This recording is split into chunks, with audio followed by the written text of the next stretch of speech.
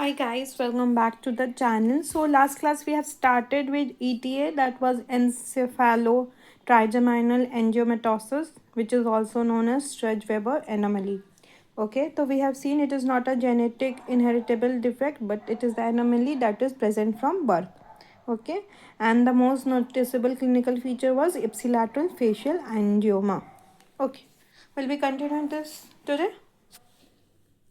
This and the other angiomas are the result of a persistent fetal vascular plexus that has failed to involute. In ETA, failure of involution results not only in a visible dermal level angioma but also in angioma of meninges. मतलब dermal angiomas भी होते हैं, जो involution का failure होता है वो dermal angiomas में भी दिखता है और meninges में भी दिखता है. Meningeal angioma are venous in type with low flow characteristics. Therefore, they frequently calcify and visible in radiograph. तो क्या होता है, जो मेनिंजियल एंजियोमा जो होते हैं वो वीनस इन टाइप होते हैं और इनका कैरेक्टरिस्टिक क्या होता है कि वो जल्दी से कैल्सीफाई हो जाते हैं. इसलिए रेडियोग्राफिकली हम लोग मेनिंजियल एंजियोमास देख सकते हैं. Now seizure disorder 75 to 90%, mental deficiency state 30%, and in some cases overt retardation occur. तो अगर मेनिंजियल एंजियोमास है तो उनमें ये सिम्टम्स भी दिखते हैं. Scissor disorder, mental deficiency state and overt retardation.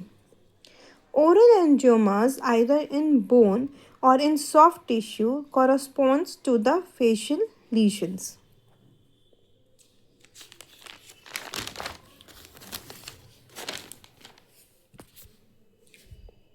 They frequently enlarge and become bulbous, causing bleeding episodes and interfering within the occlusion. तो वो enlarge होके occlusion में interfere करते हैं. Characteristically, the bone size increase mainly in maxilla on the involved side and tooth eruption is accelerated compared to the unaffected side. मतलब जो affected side है उसमें tooth का जो eruption होगा वो accelerate हो जाएगा, मतलब जल्दी होगा, और जो affected size है वो bone size में increase भी कर देंगे. Presumably because of increased blood supply, क्योंकि blood supply increase हो जाता है इसलिए tooth eruption और bone in size दोनों increase होता है या accelerate होता है. Now coming to the differential diagnosis, first one is congenital hemangioma, then vascular malformation other than angiomas, then Klippel-Trenaunay Weber syndrome, which is also known as angio-osteohypertrophy. I have told you earlier also in this chapter or in this topic we are mainly dealing with syndrome and we should know कि हाँ अगर ये चीज़ दिख रहा है तो ये syndrome है. Just no explanation needed as such. Okay. Beckwith-Wiedemann syndrome, in which there is prognathism, macroglossia along with facial vascular component. मतलब facial vascular component के साथ दो और चीज़ हम लोग को देखने मिलेगा, prognathism and macroglossia. मतलब जॉ बढ़ जाता, आगे हो जाता, and tongue का enlargement.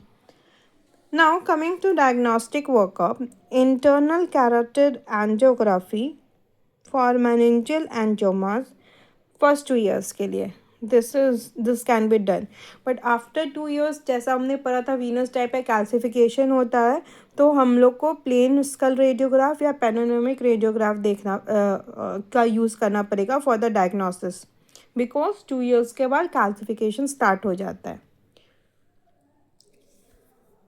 Okay, now coming to histopathology, so dilatation of blood vessels increases with age and endothelial proliferation is not present. Coming to the treatment part, there is a limited prognosis. Subdermally focused laser ablation is helpful. Oral manifestation which involve bulbous and inflamed gingival tissue due to plaque accumulation and bleeding episode may be treated by gingivectomy. And bone reduction without significant blood loss, resulting in healed areas of normal tissue. Additionally, The supraerupted tooth can be repositioned with Lee 4-1 osteotomy procedure without significant bleeding. Okay, that's all for today. We'll be continuing this in the next class. Till then, like, share, subscribe, and comment.